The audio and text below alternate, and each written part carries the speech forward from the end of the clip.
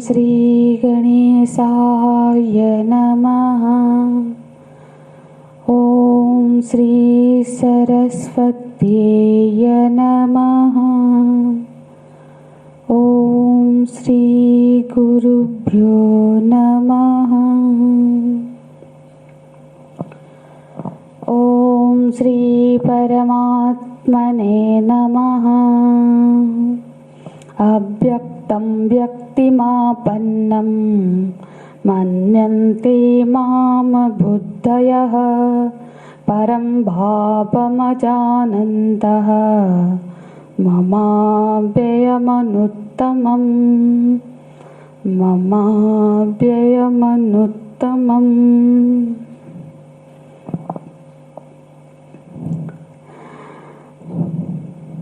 जो लोग अन्य देवता का भजन करते हैं वो एक तो अल्प मेधसाम, उनकी मेधा अल्प है, उनकी बुद्धि छोटी चीज़ों में लगी हुई है।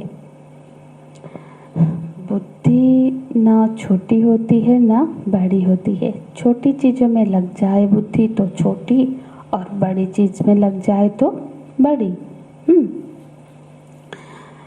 तो जो अन्य देवताओं में दूसरे देवताओं को प्रेम करता है या तो क्या हुआ, यह बुद्धि का छोटापन हो गया, क्यों? और उसका जो फल होगा वो भी विनाशी होगा, वो अंतवान है। लेकिन भगवान का भजन करेंगे तो भगवान की प्रीति होगी, और भगवान से बड़ा तो और कोई है नहीं।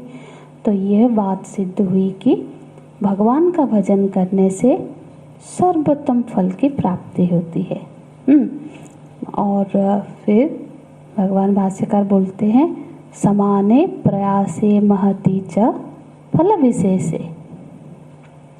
देखो, देवता की भक्ति करने में और भगवान की भक्ति करने में जो प्रयास है, परिश्रम तो बराबर ही पड़ा है ना।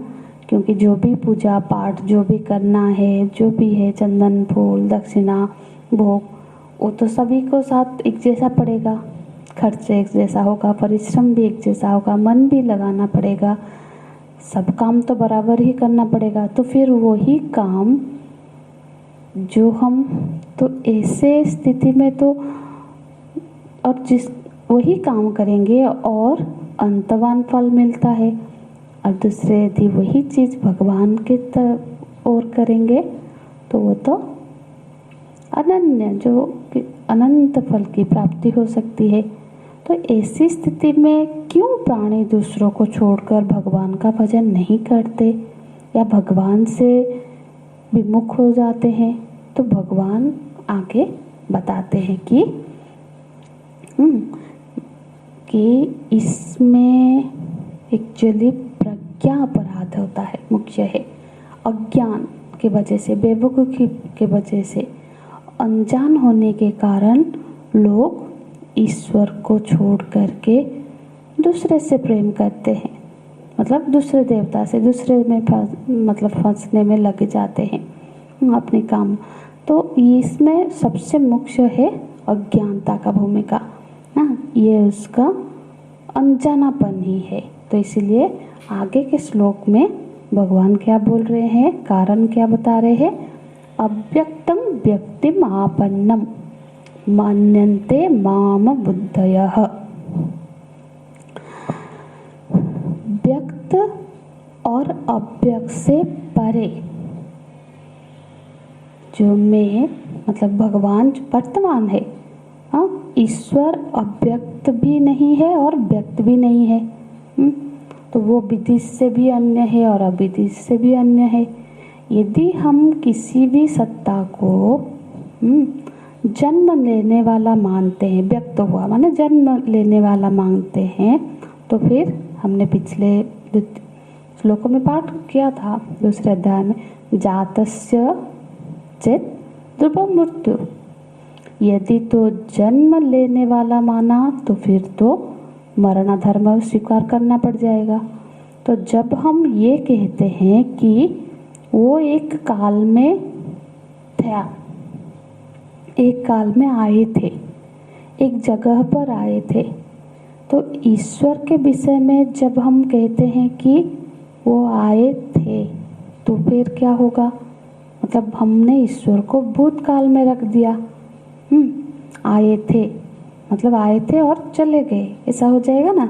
जैसे जीव के विषय में हम ये कहते हैं कि जीव भूमिष्ठ हुआ, मतलब जन्म हुआ, उससे पहले वो अव्यक्त दशा में था, फिर एक काल विशेष में वो व्यक्त हुआ, और फिर जीव की ये अव्यक्त और व्यक्त दशा तो हो सकती है, लेकिन जैसे जीव की व्यक्त और अव्यक्त दशा है, यदि वैसे ही ईश्वर को भी हम मान लेंगे कि तो फिर क्या होगा? हमने ईश्वर को भी देवता बना लिया। ईश्वर सत्ता जो साक्षी के रूप में है। ईशावास्य उपनिषद में हमने क्या पढ़ा? ईशावास्य इदगम सर्वम। ईश्वर, ईशावास्य में मतलब क्या बोला गया? ईश्वर के बारे में कहा गया कि सर्व प्रत्यय साक्षित्वया। साक्षी कभी ना व्यक्त होता है ना अव्यक्त होता है। तो ये व्यक्त और अव्यक्त ये दोनों स्थितियां जीव की है, जगत की है, ईश्वर की नहीं है। यदि उनको भी हमने व्यक्त मान लिया और अव्यक्त होने वाला मान लिया, तो फिर उस मान्यता में ऐसा होगा कि वो देवता की कोटि में हमने ईश्वर को रख लिए। तो भगवान यहाँ क्या बोल रहे हैं कि अव्यक्तम व्यक्तिमापन्नम मन्यन्ते माम बुद्धयः अबुद्धयः। कि जो ये भगवान बोल रहे हैं कि जो ऐसा मान बैठे हैं, जो लोग, जो मनुष्य ऐसा मान बैठे हैं कि वो व्यक्त होते हैं और अव्यक्त होते हैं, फिर उनसे शरणागति कैसे होगी, कैसे बनेगी? जबकि उन्होंने मुझको व्यक्त होने वाला और अव्यक्त होने वाला मान लिया। माम मन्यन्ते, मन्यन्ते बहुवचन में बोल रहे हैं, माने बहुत सारे लोग ऐसे हैं जो ऐसा मानते हैं। बल्कि हम तो ऐसा भी कह सकते हैं कि कुछ ही लोग ऐसे होंगे, कुछ ही होंगे जो कि इससे भिन्न, मतलब उनके स्वरूप को जान पाते हैं। नहीं तो सभी तो ऐसा ही मान रहे हैं। ऐसा मानने वालों की संख्या ही अधिक है। और उन सब के बारे में भगवान ने क्या शब्द दिया? अबुद्धयः। तो मतलब वो नहीं जानते, माने व्यक्त होना अव्यक्त होना ये लीला के रूप में ठीक है, लेकिन वो उनका परमार्थ मान लेना ये ठीक नहीं है। भगवान ने एक काल में लीला किया था, एक काल में रास हुआ था, एक काल में लीला हुआ था। तो ये तो क्या किया हमने? भूत में पहुंचा दिया। रास को भी भूत में बसा। रात तो नित्य रास कहा जाता है ना। रास अभी भी इस समय भी हो रहा है। अभी भी देखो वृत्ति, रास को कैसे समझ रहा है? हमारी जो वृत्तियां हैं, अभी जो दो वृत्तियों के बीच में क्या रहता है? एक वृत्ति प्रकट हुई, लय हुई, द्वितीय वृत्ति प्रकट हुई, लय हुई। हर वृत्ति में चेतनता है। चेतन के बिना तो वृत्ति नहीं जानी जा सकती ना। तो रास में क्या हुआ? रास में क्या होता है? रास में दो गोपियों के बीच भगवान है, कृष्ण है। तो हर गोपी के साथ कृष्ण है। और यहाँ हमारे भीतर इतनी सारी वृत्तियों का नृत्य चल रहा है। प्रत्येक वृत्ति चेतन के संग ही है। पर हर वृत्ति के साथ चेतन है। एक वृत्ति चेतन के साथ दूसरी वृत्ति आई गई, तो कोई वृत्ति ऐसा मतलब है ही नहीं जो चेतन के बिना नहीं हो सकती वृत्ति। तो नित्य निरंतर लीला हो रहा है। वो कोई भूत की बात नहीं है। भूत काल में तो वो सिर्फ एक इंद्रिय गोचर लीला हुई थी, लेकिन ईश्वर की जो लीला है वो नित्य है, हर समय घट रहा है। अब समझते हैं। देखो, जो वृत्ति है और वृत्ति के अधिष्ठान के रूप में चेतन है, ठीक है, वृत्ति है और उसके अधिष्ठान के रूप में चेतन सत्ता है। उसको हम अब वृत्ति को, इस चेतन सत्ता को हम क्या अव्यक्त कहेंगे? मतलब अव्यक्त मतलब जो व्यक्त नहीं है तो उसको अव्यक्त कहेंगे क्या? क्या व्यक्त कहेंगे क्या? देखो, अव्यक्त इसलिए नहीं कह सकते क्योंकि वो अंत प्रत्यक्ष है, उपलब्ध हो रहा है ना। और व्यक्त भी नहीं कह सकते क्योंकि इंद्रियों के सामने इंद्रिय प्रत्यक्ष तो है नहीं। तो इसीलिए व्यक्त और अव्यक्त दोनों ही स्थिति से परे है। वो साक्षात अपरोक्ष सत्ता है, वो ईश्वर है।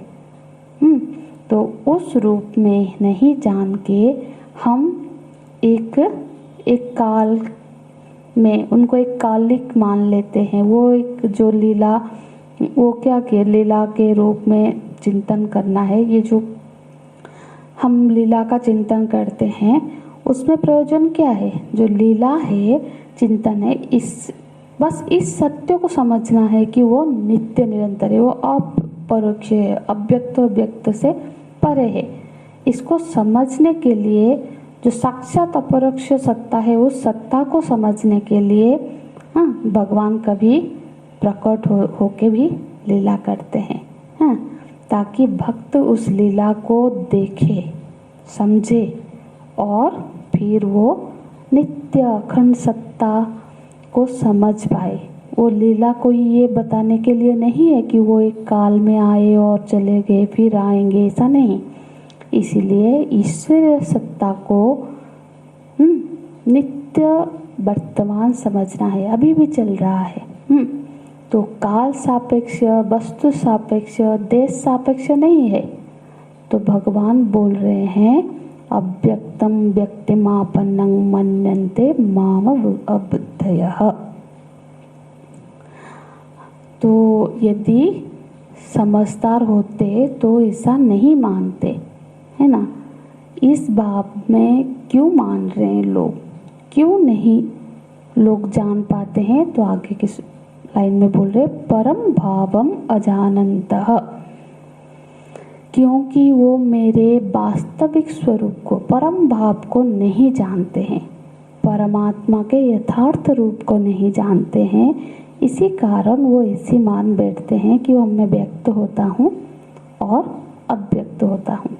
परमात्मा का यथार्थ रूप कैसा है? तो आगे बोलते हैं माम अव्ययम अनुत्तमम, अव्ययम अनुत्तमम, मेरा जो स्वरूप है वो जिसका कभी व्यय नहीं होता। व्यय नहीं होता माने जिसका अंत, मतलब अंतवान कौन सी वस्तु है? जो काल में, देश में, वस्तु में परिच्छिन्न होगा, उसी का कोई अंत है। तो अव्यय माने इन तीनों से जो अपरिच्छिन्न सत्ता है वो न व्यतीति अव्यय।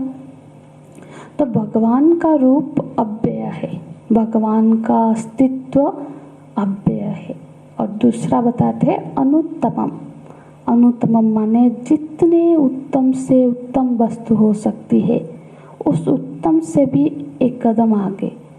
उत्तमता का जो सीमा है, दुनिया में जो सबसे उत्तम वस्तु क्या होगा यदि कोई खोजने निकले, तो उत्तमता की खोज जहाँ जाके समाप्त होगी वो ईश्वर तत्व है। अनुत्तमम अव्ययम माम भावम अजानन्तः, मुझको इस रूप से न जानने के कारण मुझको देश काल सापेक्ष, वस्तु सापेक्ष समझते हैं। और ऐसी मान्यता हो जाने से फिर मुझे देवता के रूप मान, व्यक्त और अव्यक्त मानने लगते हैं। और मैं व्यक्त से और अव्यक्त से परे सत्ता हूँ, ते न मन्यते, ये नहीं मान पाते, ये नहीं जान पाते। तो फिर भगवान इस रूप में उनको क्यों नहीं, भगवान को इस अव्यक्त रूप को, इस उत्तम रूप को क्यों नहीं जान पा रहे हैं? प्रतिबंधक क्या है? ये भगवान आगे के श्लोक में बताते हैं, जो हम कल की कक्षा में देखेंगे। हरि ओम तत्सत।